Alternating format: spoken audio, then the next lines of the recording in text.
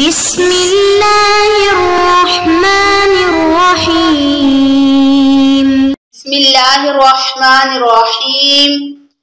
میری عزیز طالبات، آج ہم سبق نمبر 34 میں سورۃ المائدہ کی آیت نمبر 82 سے لے کر 84 تک کا ترجمہ اور تفسیر پڑھیں گے۔ آئیں اب چلتے ہیں آیات مبارکہ کی طرف۔ اعوذ باللہ من الشیطان الرجیم، بسم اللہ الرحمن الرحیم۔ لَتَجِدَنَّ أَشَدَّ النَّاسِ عَدَاوَةً لِلَّذِينَ آمَنُوا الْيَهُودَ وَالَّذِينَ أَشْرَكُوا وَلَتَجِدَنَّ أَقْرَبَهُم مَّوَدَّةً لِلَّذِينَ آمَنُوا الَّذِينَ قَالُوا إِنَّا نَصَارَىٰ ذَلِكَ بِأَنَّ مِنْهُمْ قِسِّيسِينَ وَرُهْبَانًا وَأَنَّهُمْ لَا يَسْتَكْبِرُونَ۔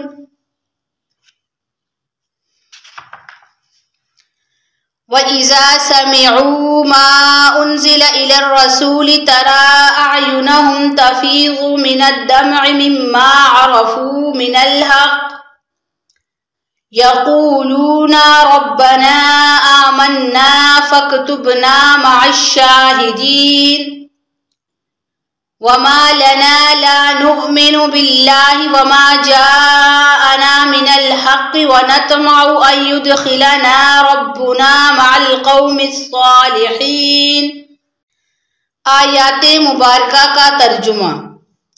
لَتَجِدَنَّ البتہ تو پائے گا، اشد الناس عداوةً لوگوں میں سب سے زیادہ دشمن، للذین آمنوا ایمان والوں کا، الیہود یہودیوں کو، والذین اشرکوا اور مشرکوں کو، ولتجدن اور البتہ تو پائے گا، اقربہم ان میں سب سے زیادہ قریب، مودۃً محبت میں، للذین آمنوا ایمان والوں کے، الذین قالوا ان لوگوں کو جو کہتے ہیں، انا نصاریٰ کہ ہم نصارا ہیں، ذالک یہ اس لیے، بأن منہم کہ بے شک ان میں،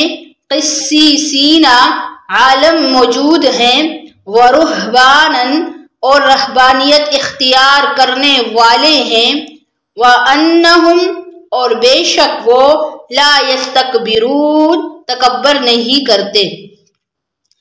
وَإِذَا اور جب، سمعوا انہوں نے سنا، ما وہ کلام، انزل إِلَى الرَّسُولِ جو نازل کیا گیا نبی پاک صلی اللہ علیہ وسلم کی طرف، ترا تو تو دیکھے گا، اعینہم تفیض من الدمع کہ ان کی آنکھیں آنسو بہاتی ہیں، مما عرفوا اس وجہ سے کہ انہوں نے پہچان لیا، من الحق حق بات کو، یقولون وہ کہتے ہیں، ربنا آمنا کہ اے ہمارے رب ہم ایمان لائے، فاکتبنا مع الشاہدین پس تو لکھ دے ہم کو گواہی دینے والوں میں سے۔ وما لنا اور ہمیں کیا ہوا، لا نؤمن باللہ کہ ہم ایمان نہ لائے اللہ پر، وما اور اس پر، جاءنا من الحق جو کچھ آ چکا ہمارے پاس حق میں سے، ونطمع اور ہم امید رکھتے ہیں، ان یدخلنا ربنا کہ ہمارا رب ہمیں داخل کرے، مع القوم الصالحین نیک لوگوں کے ساتھ۔ آیات مبارکہ کی تفسیر۔ لَتَجِدَنَّ أَشَدَّ النَّاسِ عَدَاوَةً لِلَّذِينَ آمَنُوا الْيَهُودَ وَالَّذِينَ أَشْرَكُوا۔ اس آیت کے اندر اللہ رب العزت نے یہود اور مشرکین کی مذمت بیان فرمائی ہے کہ یہ لوگ اسلام اور مسلمانوں کے سخت دشمن تھے، اور تاریخ بھی اس بات پر گواہ ہے کہ یہود اور مشرکین نے نبی پاک صلی اللہ علیہ وسلم اور مسلمانوں کو ہر طرح کی تکالیف پہنچانے کی کوشش کی۔ یہودیوں نے کبھی آپ صلی اللہ علیہ وسلم پر پتھر پھینک کر آپ صلی اللہ علیہ وسلم کو ہلاک کرنا چاہا، اور کبھی آپ صلی اللہ علیہ وسلم کو زہر دینا چاہا، اور کبھی آپ صلی اللہ علیہ وسلم پر جادو کیا۔ اور اسی طرح مشرکین نے بھی آپ صلی اللہ علیہ وسلم اور مسلمانوں کو طرح طرح کی تکالیف پہنچانے کی کوشش کی۔ ان مشرکین کی تکالیف سے تنگ آ کر صحابہ کرام رضی اللہ تعالی عنہم نے 2 دفعہ حبشہ کی طرف ہجرت کی، لیکن ان مشرکین نے وہاں بھی انہیں سکون سے رہنے نہ دیا۔ بالآخر مسلمانوں نے مدینہ طیبہ کی طرف ہجرت کی۔ تو اس سے معلوم ہوا کہ یہود اور مشرکین مسلمانوں کے سخت دشمن تھے۔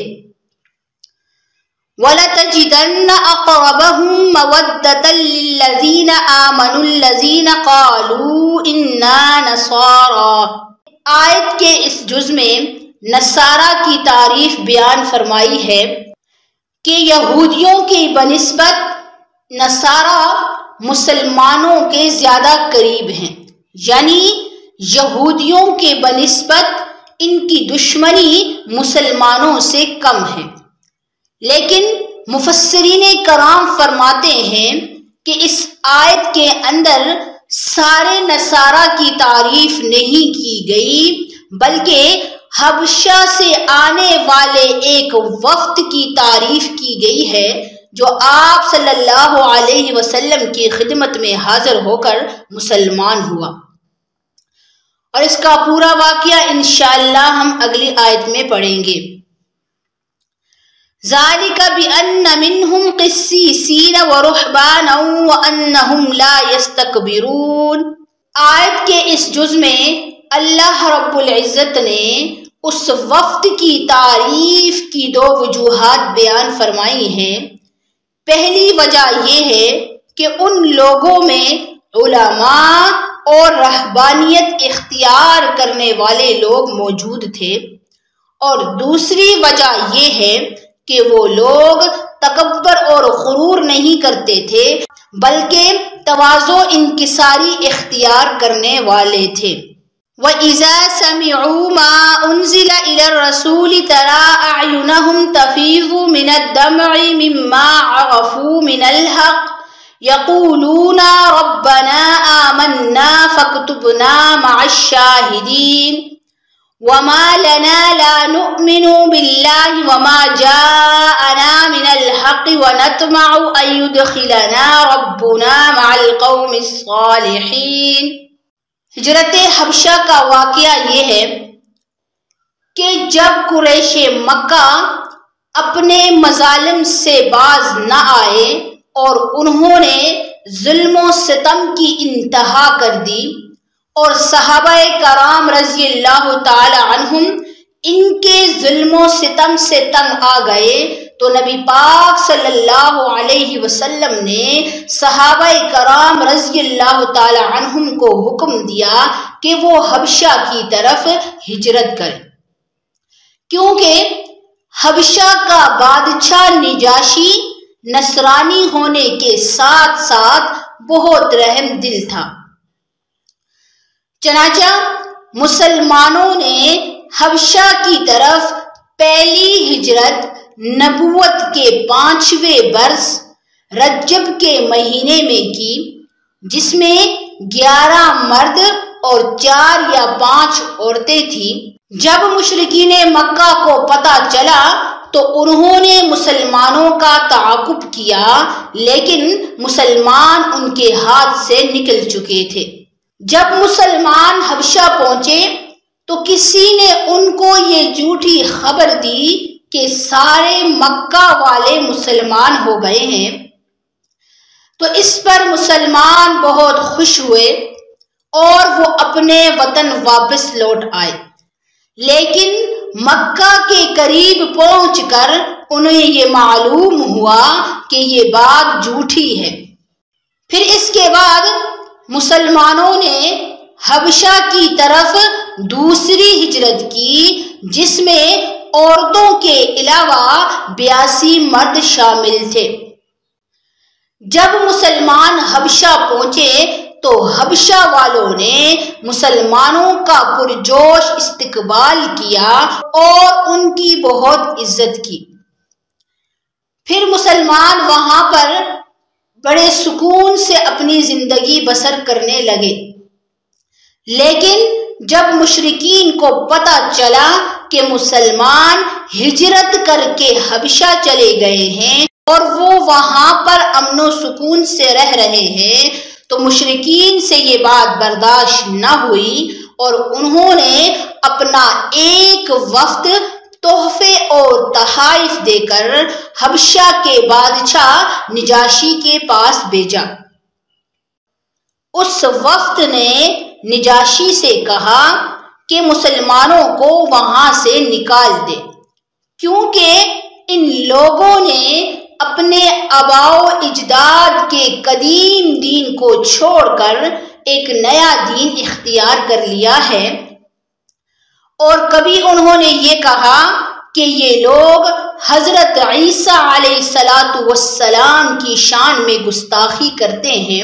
تو نجاشی نے ان سے کہا کہ میں اس وقت تک ان مسلمانوں کو یہاں سے نہیں نکال سکتا جب تک کہ میں بات کی پوری تحقیق نہ کر لوں۔ اس کے بعد نجاشی نے مسلمانوں کو اپنے دربار میں بلا کر ان سے دین کے کچھ عقائد اور دین کے بارے میں کچھ معلومات کی۔ چنانچہ جعفر طیار رضی اللہ تعالی عنہ نے نجاشی کے دربار میں اسلام کی تعلیمات پر مشتمل ایک تقریر کی۔ جب نجاشی نے یہ تقریر سنی تو اس کے دل پر اس کا بہت گہرا اثر ہوا، اور اس نے جعفر طیار رضی اللہ تعالی عنہ سے کہا کہ جو کلام تمہارے نبی صلی اللہ علیہ وسلم پر نازل ہوا ہے وہ مجھے پڑھ کر سناؤ۔ تو حضرت جعفر طیار رضی اللہ تعالی عنہ نے سورہ مریم کی ابتدائی چند آیتیں تلاوت فرمائی۔ جب نجاشی نے یہ سنا تو اس نے مشرکین مکہ کے وفد سے کہا کہ یہ لوگ حضرت عیسیٰ علیہ السلام کی شان میں گستاخی نہیں کرتے، بلکہ ان لوگوں نے وہی باتیں کہی ہیں جو حضرت عیسیٰ علیہ السلام کہتے تھے۔ تو مشرکین مکہ کا وفد ناکام ہو کر واپس لوٹا۔ اس کے بعد وہاں کے لوگوں میں اسلام کی محبت پیدا ہو گئی، چنانچہ آپ صلی اللہ علیہ وسلم جب ہجرت کر کے مدینہ طیبہ آئے تو نجاشی نے اپنا ایک وفد جس میں 70 آدمی تھے آپ صلی اللہ علیہ وسلم کی خدمت میں بھیجا۔ جب وہ وفد آپ صلی اللہ علیہ وسلم کی خدمت میں حاضر ہوا تو آپ صلی اللہ علیہ وسلم نے ان کے سامنے سورہ یاسین کی تلاوت فرمائی۔ جب ان لوگوں نے سورہ یاسین کی تلاوت سنی تو ان کے آنکھوں سے آنسو جاری ہو گئے اور ان سب نے کہا کہ ہم مسلمان ہیں، اور وہ سب مسلمان ہو گئے۔ اور ان لوگوں نے کہا کہ ہمیں کیا ہو گیا ہے کہ ہم اللہ پر ایمان نہ لائیں، اور ہم اس بات کی امید رکھتے ہیں کہ ہمارا رب ہمیں بھی نیک لوگوں کے ساتھ جنت میں داخل کرے گا۔ اس وفد کی واپسی کے بعد نجاشی بھی مسلمان ہو گیا اور اس نے ایک اور وفد آپ صلی اللہ علیہ وسلم کی خدمت میں بھیجا، لیکن وہ لوگ آپ صلی اللہ علیہ وسلم کی خدمت میں پہنچنے سے پہلے ہی دریا میں غرق ہو گئے۔ چنانچہ ان آیات میں اسی وفد کے ایمان لانے کا ذکر ہے۔ ہمارے آج کے سبق کا خلاصہ یہ ہے، آیت نمبر 82 سے لے کر 84 تک کا ترجمہ اور تفسیر، اور انشاءاللہ کل ہم سبق نمبر 35 میں آیت نمبر 85 کا ترجمہ اور تفسیر پڑھیں گے۔ والسلام علیکم ورحمۃ اللہ وبرکاتہ۔